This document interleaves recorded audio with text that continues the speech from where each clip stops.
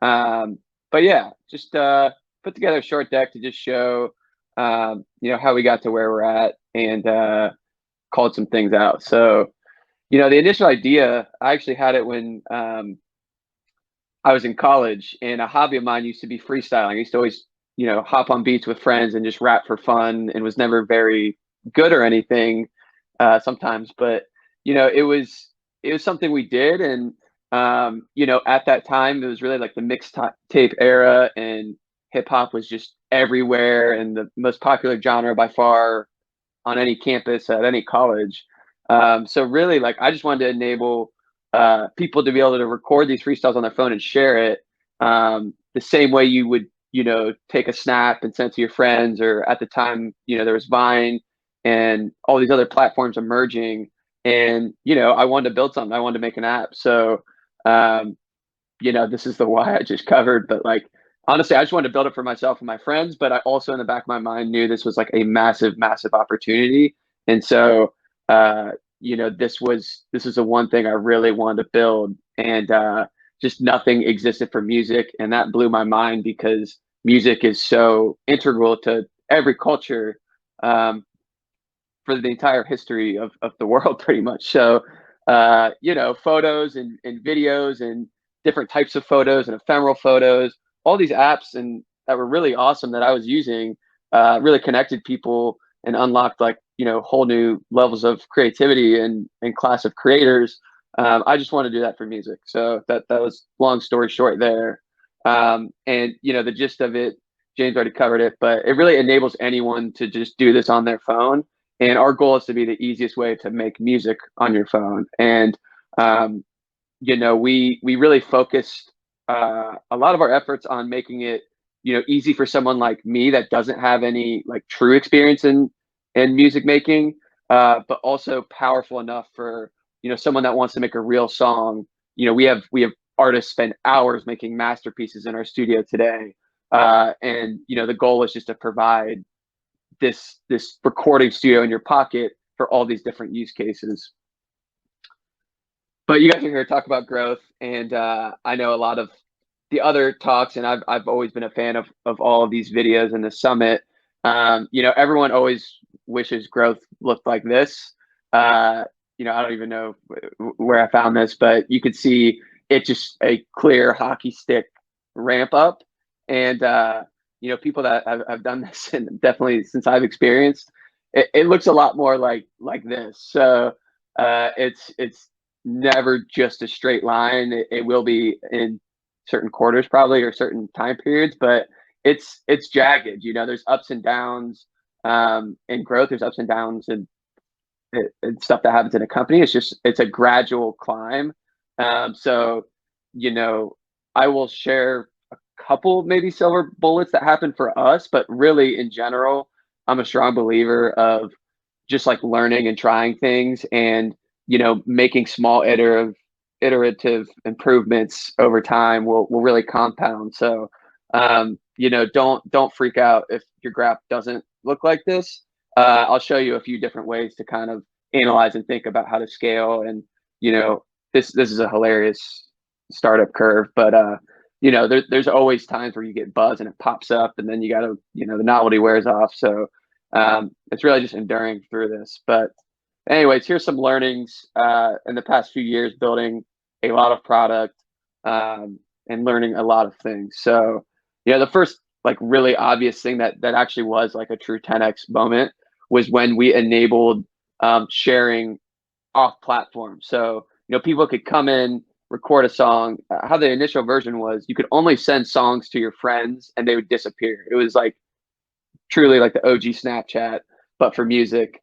So no surprise to the name, which was cool. There was something like really novel about that, and something unique about that experience. But you know, over time, we just realized that people wanted to share these songs, and the songs kept getting better and better, and we kept getting more and more, aspiring artists on the app.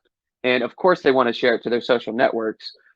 So while this is a super obvious feature, like if you have any sort of content creation app nowadays, you by default have to kind of turn this switch on and enable this content to be shared elsewhere. But We were only maybe a year in, and then we did this, and it was just crazy. I remember um, I would just always refresh Twitter and see people tweeting Rapchat links, and of course the site looked like like it was built in one day because it was. And either way, it drove a lot of traffic to our site, which then drove traffic to our app, and it makes a lot of sense, especially for us being a UGC platform. Um, the more content that gets shared, just the more exposure we get to the world, and it was really fun to watch that in the early days. Again, now it's super obvious, and it was even obvious then. I remember reading a book called like Viral Loops or something where I got a lot of inspiration. But this was a big moment, and we've still iterated on what it looks like when you share a link, or now we're more focused on videos. So it's an important part of our growth loop and something we're constantly thinking about. But yeah, this was one of those moments. And then as that that viral growth was pretty steady. Like we could, from that point forward, even today, we really are consistently getting a stream of organic users, both through like seeing stuff on social, but also just pure word of mouth, campus to campus, or people to people. So I think that having that sustainable organic engine is a testament to having like a good product and good product market fit. So that was that's always kind of table stakes just for some of the stuff we're talking about, is that the product delivers on a value to a large number of people. So either way, growth was there. That was cool. That was fun, and we were seeing numbers stack, but then really started to learn about engagement, retention, and these are like really core concepts, and there's obviously a ton of educational materials out there, probably at the summit this week. But this graph kind of stuck with me, and this was something Social Capital shared in a blog post, and there's more stuff. But just how you think about growth and how you account for your user base over time, you start to learn that like if you can just keep some of these users longer or and engage them in the first month, that you will just stack users on users on users. And so this growth accounting concept is a really cool concept and something we've um, sank our teeth into. But uh, you know, focusing on engagement attention just means like we want people to get the value as soon as possible. We want to figure out why people are here, what they want out of the product, and then just build a ton of product and ship a ton of product. So, one thing that one major update was to build social features in a community on top of the core value of and the core utility of being able to record songs.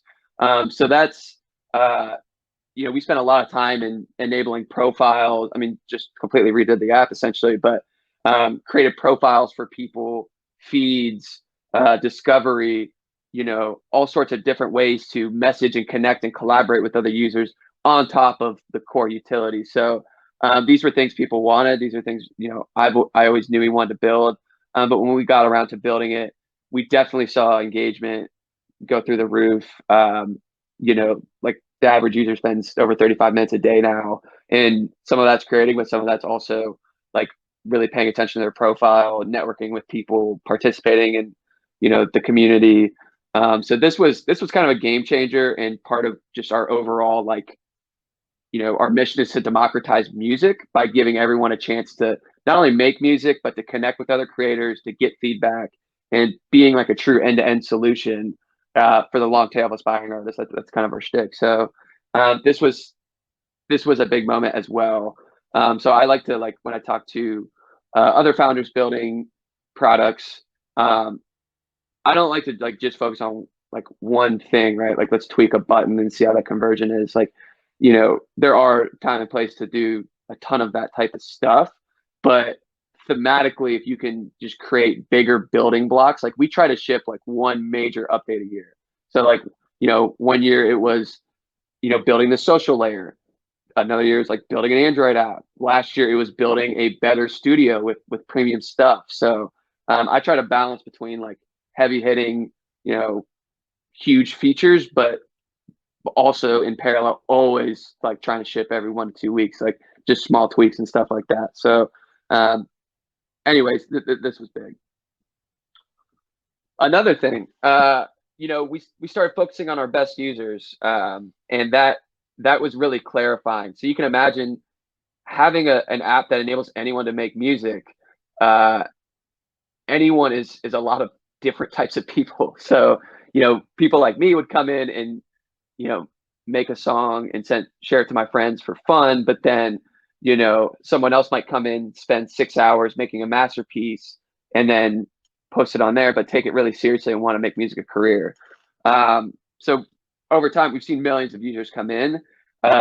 We decided to survey 5,000 of our users, doing something called the product market fit survey, which I highly recommend to check out, and figure out what percentage of them would be very disappointed if they could no longer use Rapchat. This is one of the only like quantitative proxy metrics for product market fit, and this enabled us to have a new lens to view the user base, right? And we got a sense of who our best users are and why they're here, and it was really clarifying because that can help prioritize your roadmap, prioritize the feature set, even choose a business model in our case. So there's a lot of differing opinions on like whether you listen to your users, you just build, or don't listen to your customers, or everyone has their own opinion. For us, it was really clarifying to figure out that the people here to seriously make music are our best creators, and so we started prioritizing them and building things for them to help them on their mission to become an artist. And there's still plenty of features for people like me, and the platform still exists. But being able to just kind of tease that out made a lot of sense for us. So yeah, and then you can see like we always track App Store reviews, and currently top 15 in App Store in the music category on iOS. So those are fun things as well that kind of represent how much people love our product. But I think the core theme here was to focus on our best users and find a way to slice and dice the incoming traffic, because there's been a lot of it. Another concept and principle we have at Rapchat is just to learn by shipping, and finding ways to survive in advance. So like I shared that that growth startup trajectory, or growth curve for a user base, like same thing can happen with startups, and there's ups and downs, and there's times where you're kind of maybe in between funding rounds, or in between a deal that needs to close so that you can pay your employees. Like we always have just been like really gritty and finding ways to survive when things got tough, and also just finding ways to consistently ship product. Like that's been that's really been our motto, and I think we've shipped thousands of updates at this point. And some work and some don't, and you only learn by getting it out there, getting real user feedback, having a good analytics in place. Again, analytics is table stakes. Like you want to have good behavioral analytics if you can. And yeah, but this is kind of this is a principle of ours. And we launched subscription. So I hinted at earlier, but we actually made our like real first dollar last year after being in the App Store for a few years and just focusing on growing the user base and building a good product. We decided to upgrade our creators and give them what they wanted, and they wanted better tools to make better songs, more vocal effects, more tracks in the studio, the ability to use beats that they purchased in the studio, and also we did some cool like auto mastering technology. Anyway, we were able to come up with like a business model that made sense for us. I think at one point we were looking at going the massive social network ads driven business, but it didn't quite fit the dynamics we had. And we have a lot of people, over half of our user base are creators, just really passionate about music and the platform. And so being able to come up with a product that gave them additional value and then also proved our business model, that was a game changer. And we're not done building subscription products either. Flywheels, always fun, kind of a buzzy thing in startups now, but it is a good concept. I mentioned one earlier that we shipped in the early days is just enabling people to share to socials and make it easy to invite your friends. And that's just driven itself like millions and millions of users. I mean, majority of all of these users we've got are organic. So, there's other traction channels, and I definitely encourage people to check out. Like, I don't even know if I read Traction or read some of it, but there's a lot of materials on like how to identify the different channels that drive your business or your acquisition.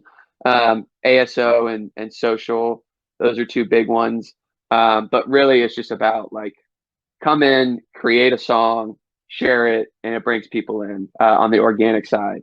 So now that we have subscriptions, though, we're able to start testing out paid acquisition and supplement the organics and even boost the organics. So that's been really fun.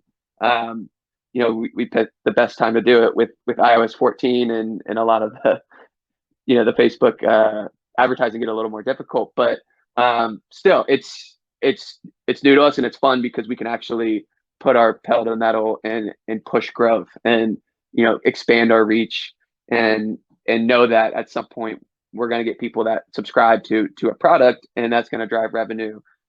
So it's fun to just kind of map up how you grow and your different growth loops. I mean, we have probably 10 variations of this graphic internally for even just the journey of a user joins today, creates a song and shares it.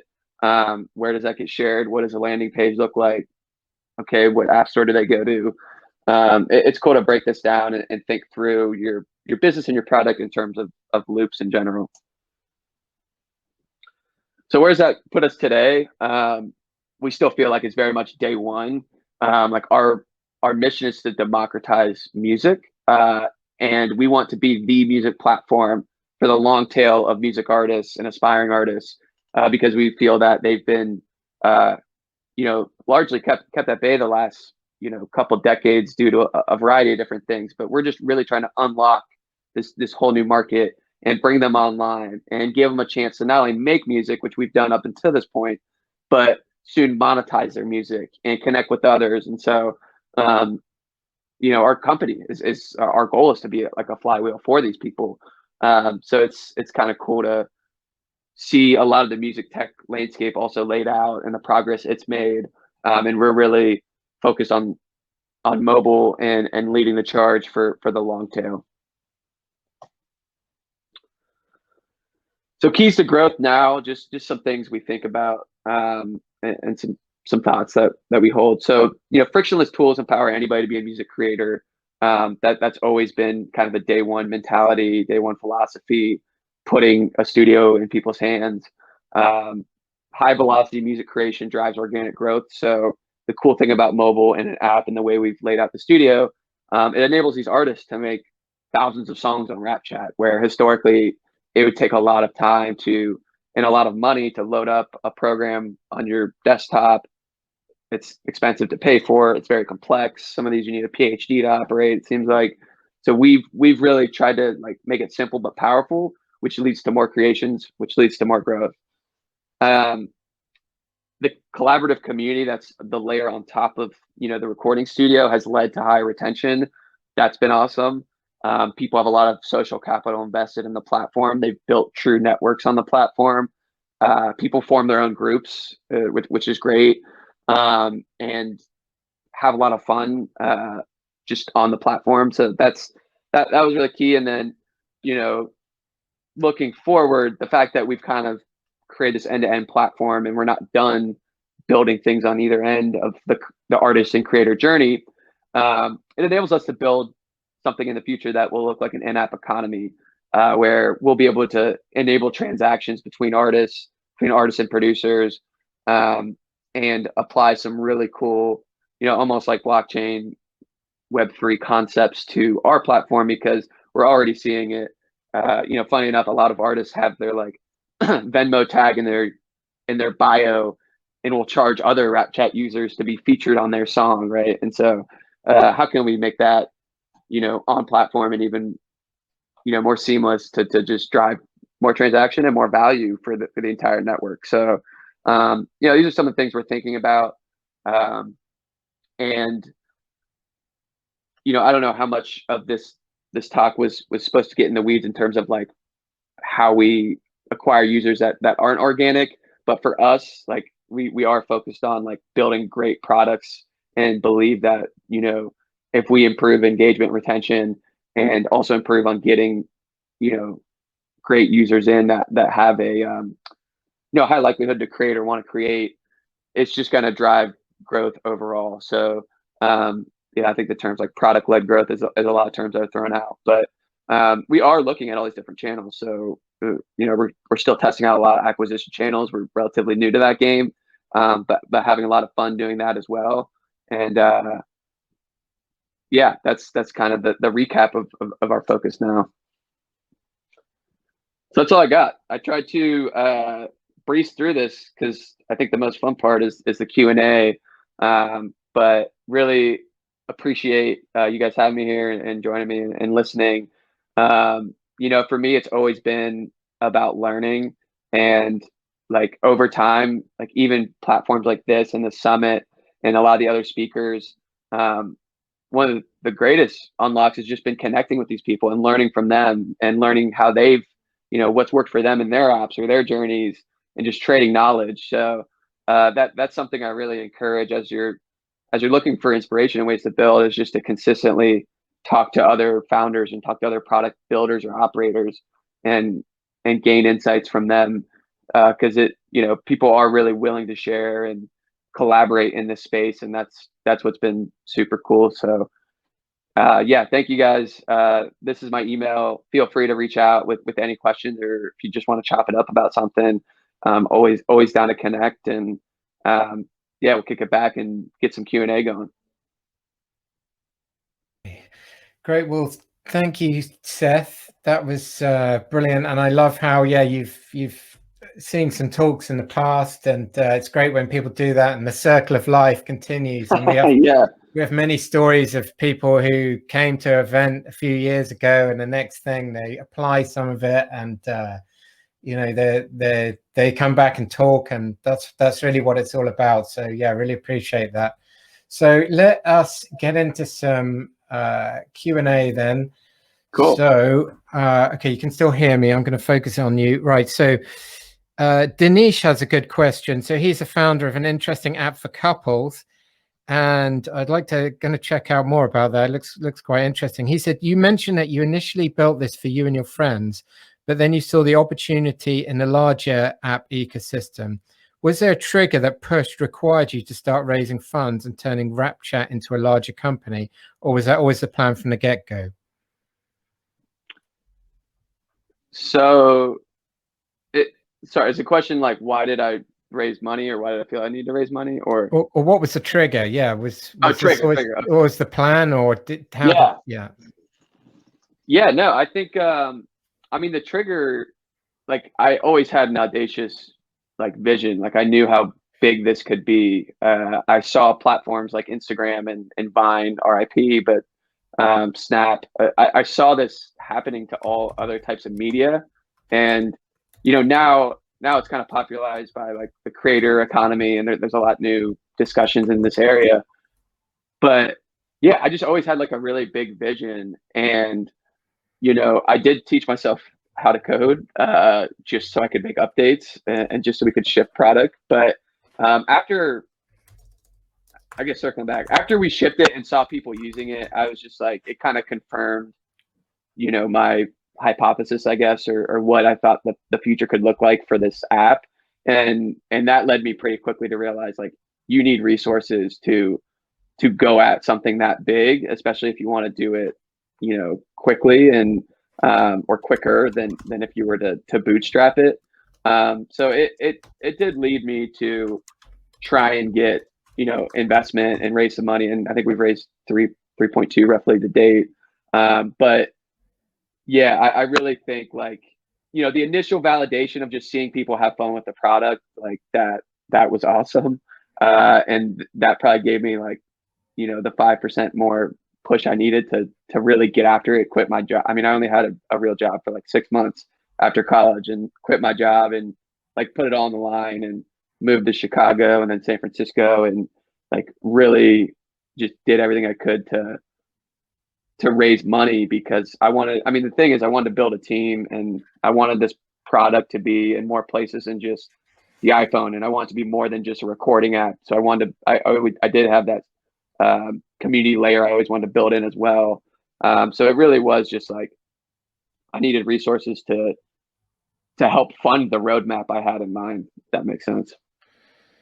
Got it. And Sandra has a good question. So how many years were you sort of building before you really saw the organic growth kicking in, and you really started? How long in the wilderness before things started to really move? Yeah, no, great question. I think it was roughly maybe like 6 to 7 months after we launched our first iOS update. We were in a private beta for a minute. Not like the private betas you see today that are like really nice apps. Like the app barely worked for like people in college, like on my campus. And so we spent a lot of time just trying to get, the vocals to line up with the beat and get the like just the first percentage of the product built. So I think it was like, yeah, I would say it was like roughly like 6 months. Like when we shipped, it was almost like a public alpha.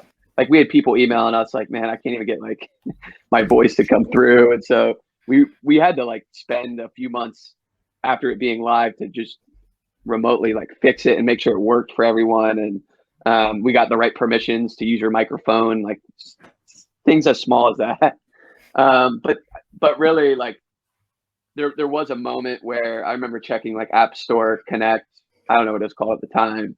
And obviously the first few months of any app, unless you have like funding or you've done this before, you're going to get like 6 downloads and like 10, then like 6 again, and like 2, like basically just your Facebook friends or whatever it is. At one point, we started to see it go from like 50 to 100 to 150 to 250.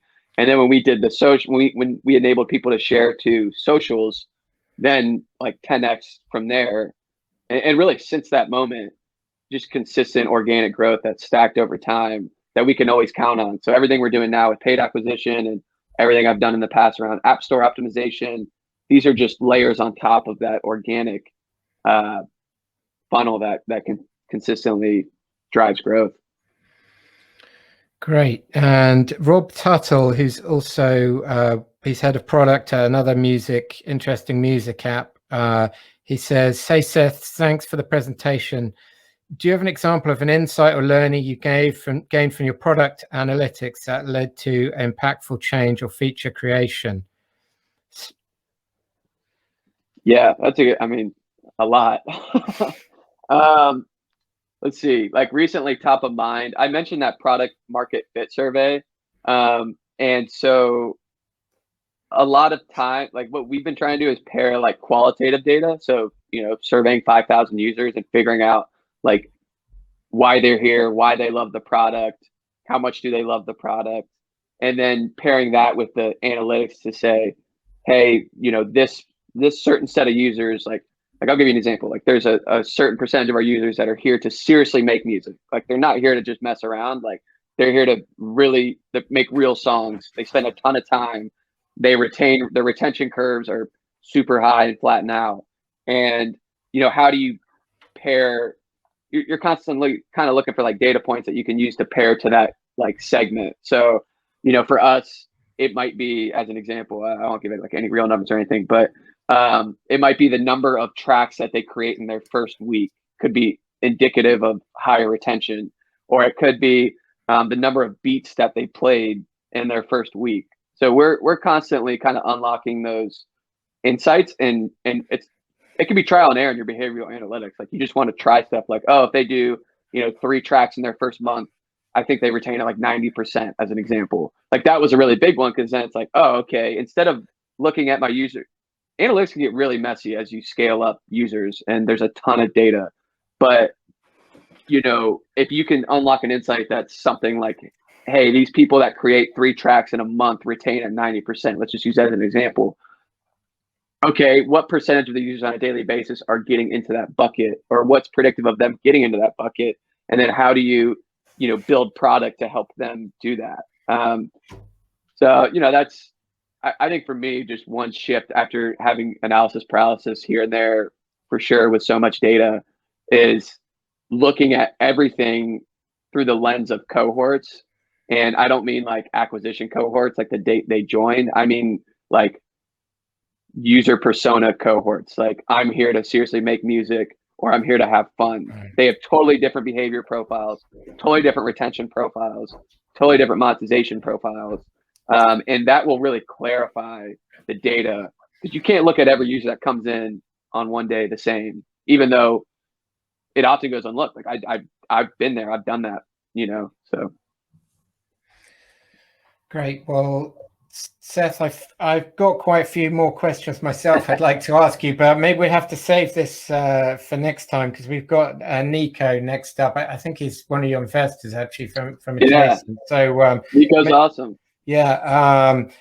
You know, really interested in, especially after I tried it out, what you're building, and really showed the potential for create this creator economy, these new tools, and how everything's come together now to really enable this. And it's amazing to think of the talent you're going to unlock, all over the world who are going to be using this and the value you're going to create. And I just had a quick look and I was kind of blown away.